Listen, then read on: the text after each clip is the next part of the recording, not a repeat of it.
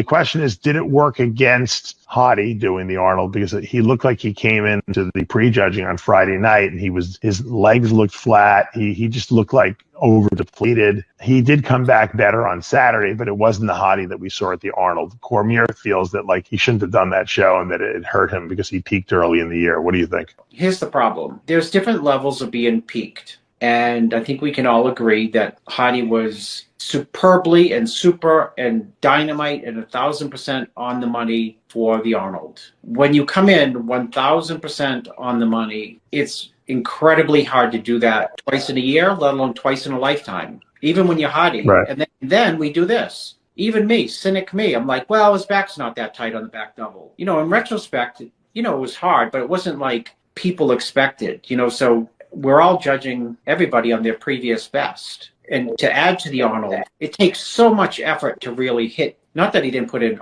all he had for this show, but when you sometimes, you put in all you can. I mean, all of it, and lay it on the table, condition-wise, to get there for the Arnold.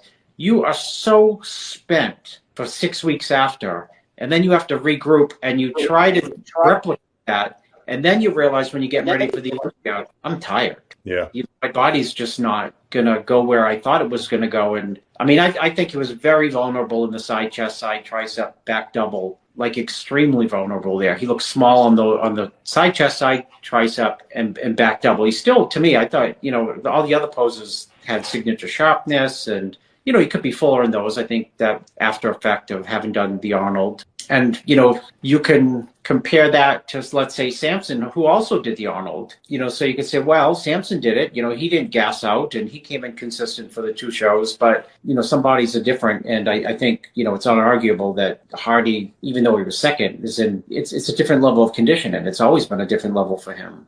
And sometimes getting that different level it wears you down. How many times have we seen guys win the Arnold and then they just can't hit that peak for the Olympia?